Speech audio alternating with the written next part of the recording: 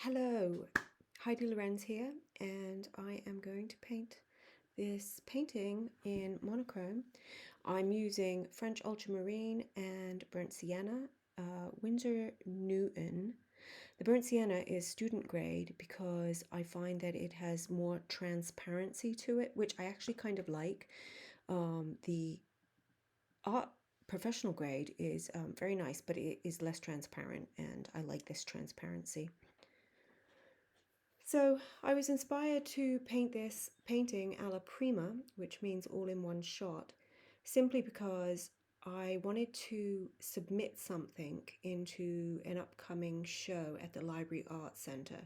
It's called the Black and White Show, and it happens every year. It's an annual event, and I haven't been able to submit for the past couple of years. I've been super busy this time of year, so I had 2 hours till the deadline submission ended, and so I just decided to grab a photograph that I picked online.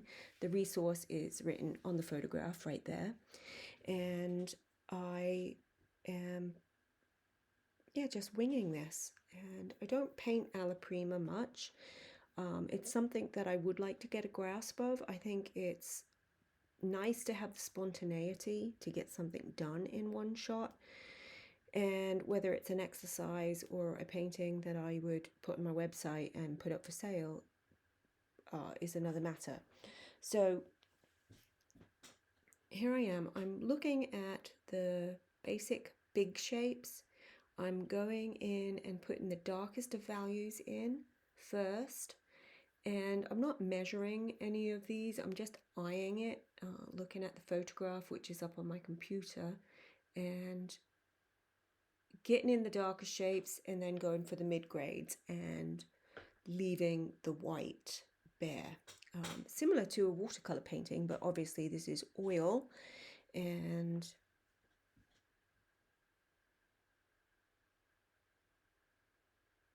yeah, this is going to be a long form video. So if you're trying to go to sleep, this would be a great video to watch. Or if you are just interested in watching the process of painting anything, something, and going for a simple kind of exercise, you could join in and paint along with me.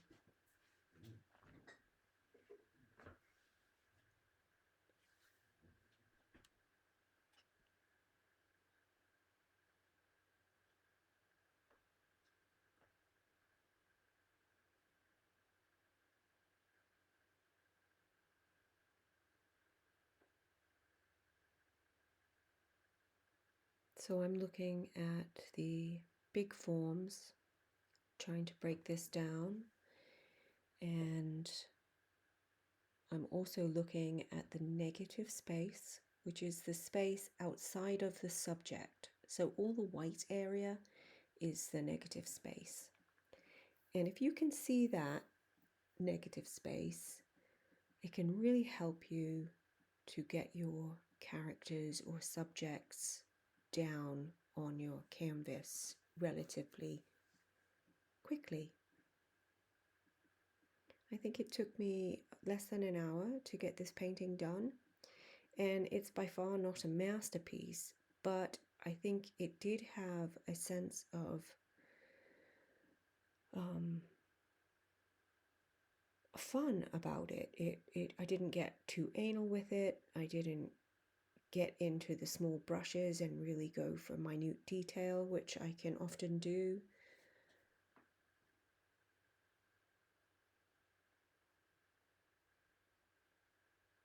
I usually find it helpful to talk my way through the painting process as I'm going.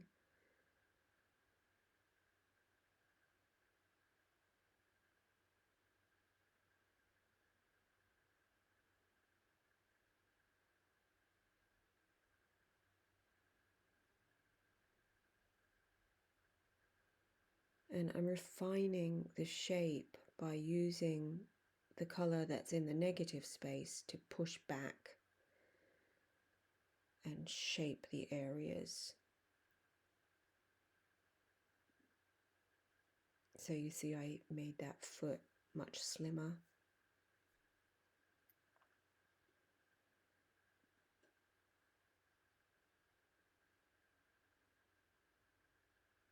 And I'm just blocking in as much as I can. I'm not putting any background per se in this painting. I'm just using color and gradients.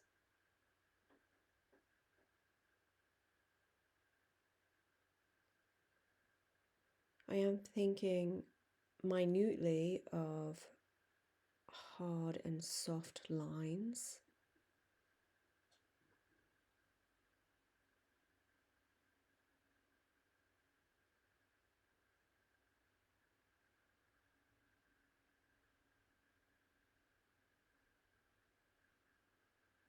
I'm using liquid as the medium for this particular painting. I wouldn't advise using liquid. I like it, it's a great medium, but it does have a cobalt dryer in it. So what happens is,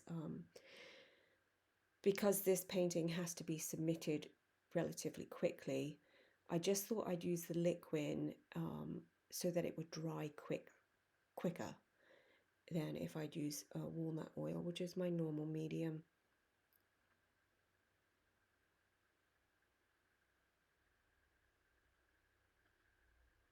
Cobalt is toxic, so you need to work with your windows open, or at least have some sort of ventilation in your studio if you want to be conscious-minded.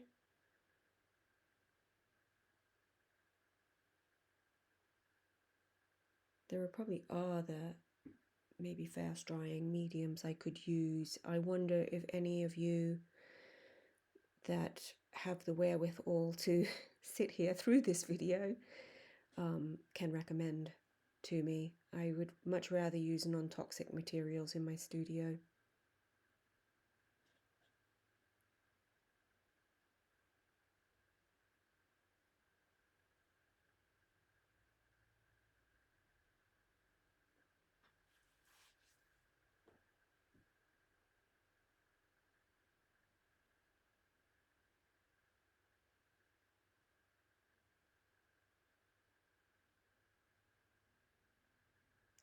So I named the painting "Who Spilled the Dog Food?"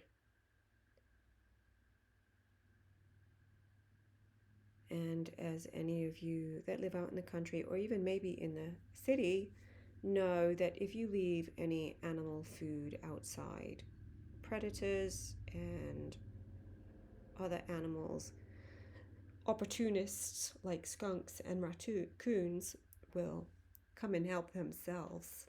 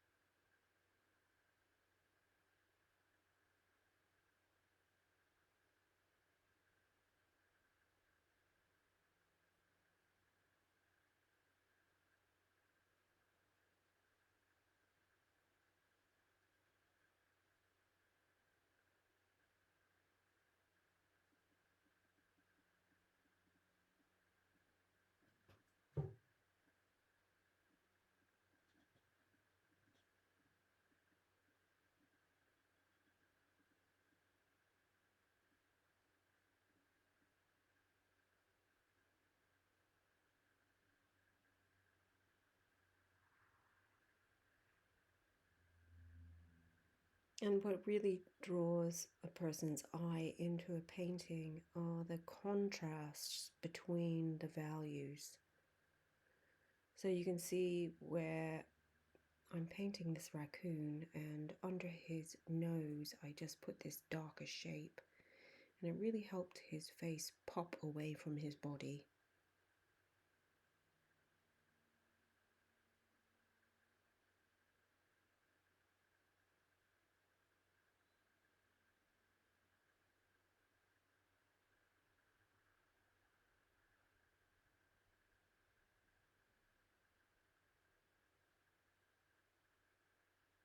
This is the first time that I've painted a skunk or a raccoon, and I have to say I'm not familiar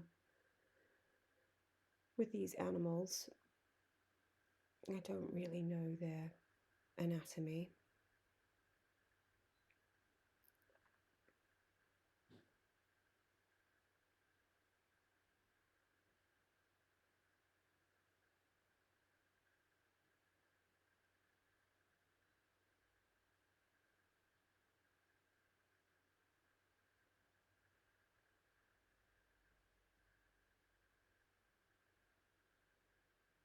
Although I did have a skunk in the barn one night. He fell down a 4-foot hole where I was having new beams put in. So we had dug down below the frost level, and I went out to feed the ponies, and I looked in the hole and there was a skunk that could not get out. So I put a plank down the hole and then I left abruptly, and when I came back out, the skunk had found his way out.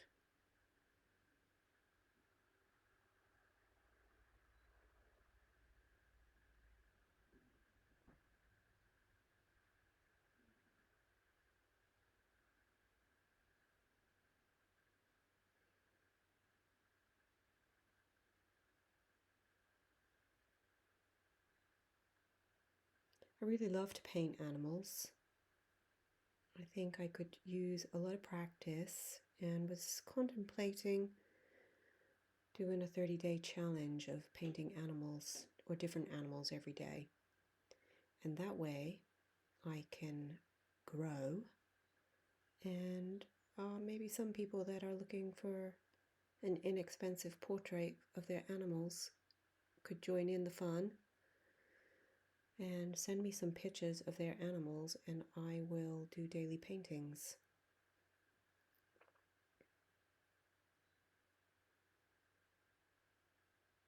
The best way to grow is to attempt what it is you would like to do.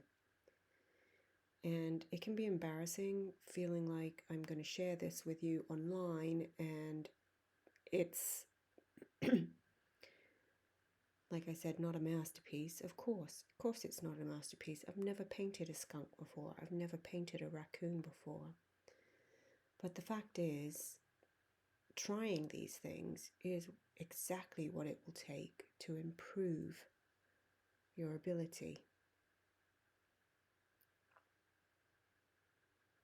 So if you're one of those people that gets stuck when you're setting out to do a painting and you don't know what to paint, just paint anything. Or think about what you really like and attempt to paint that.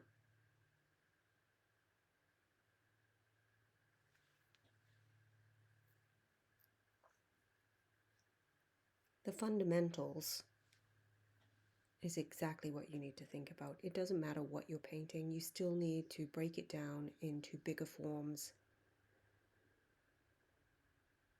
and work with your values.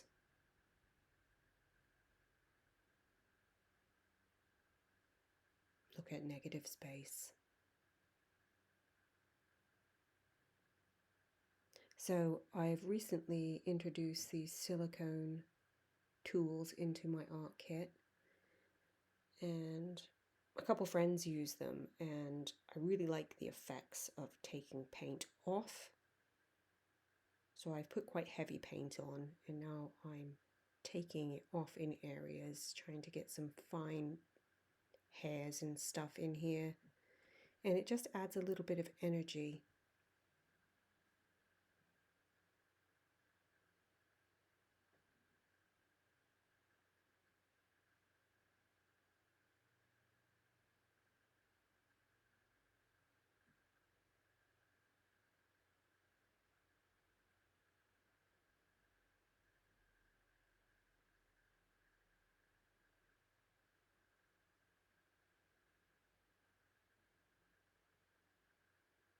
I'm being rather intuitive here and just, I'm still looking at the photograph, the reference picture, but I'm also looking at the painting and trying to feel and see what that needs.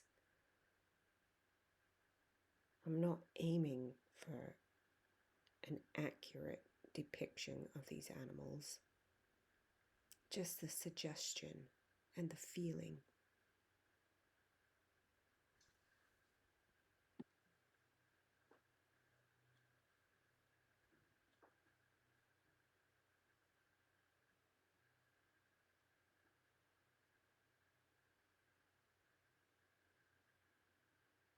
And by using these silicone tools, I feel like that I'm able to do a little bit of the drawing that I didn't do prior to starting the painting.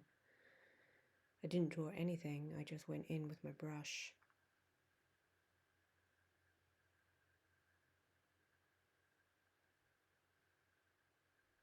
And you see, I couldn't resist the opportunity to scrape away more paint, and I did do a signature here, but I'm not done with the painting, and I do eventually cover that up in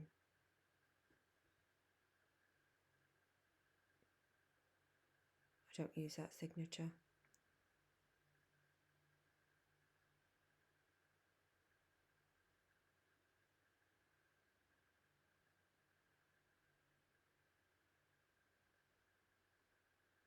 For this section, I'm not looking at the photograph, I'm just feeling where would there be a slight shadow or some darker colours.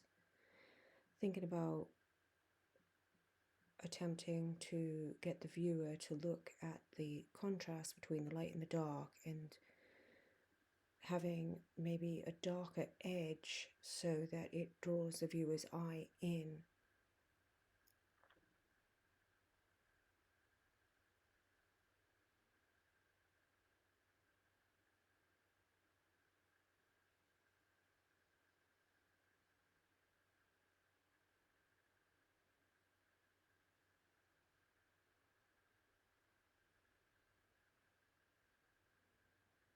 And to help draw the viewer's eye in, you would also use softer edges where you want things to disappear into the background, and sharper edges where you'd like people to focus.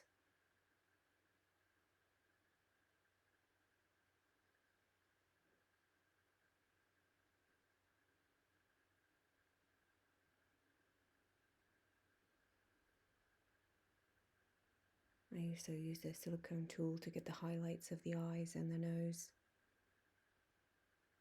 Although I also end up changing this eventually, but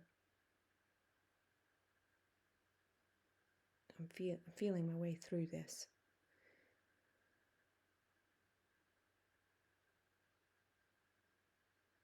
I think I went a little too heavy with pulling it off where the whiskers are. So I go back in with a little paint.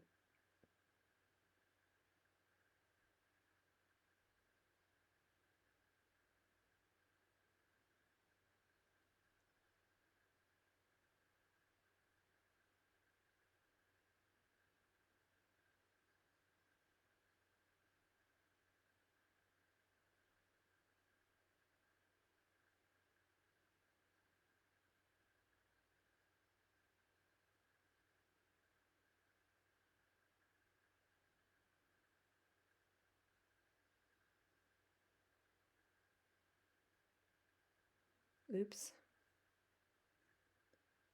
That is not what I meant to do. I dulled it down. Even though this is a painting for the black and white show, when you do art, it's subjective. I am doing black and white. I'm doing black and white animals.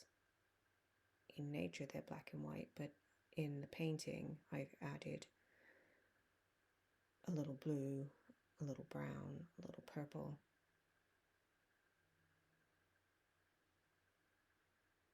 But the painting itself still falls into the category of black and white.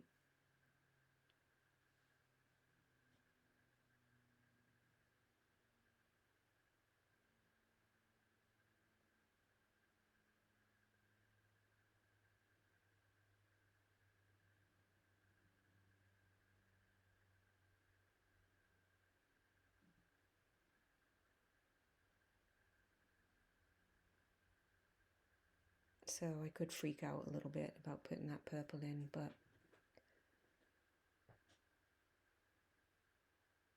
I don't lose hope.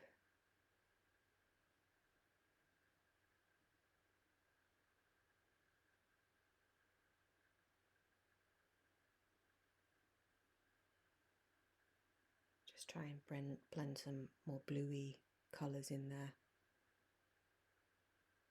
See if I can make this work.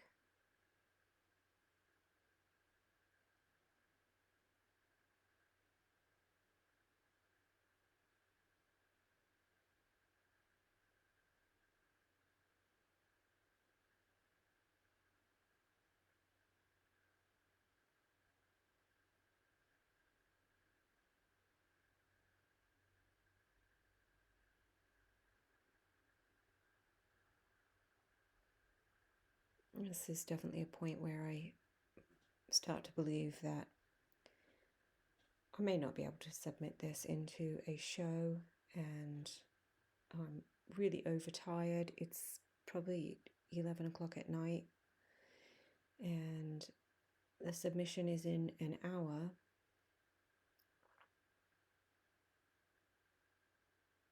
And I thought I was going to pack it up, and then I just couldn't resist going forward with it. Even as tired as I was, sometimes it's not bad to push yourself through it.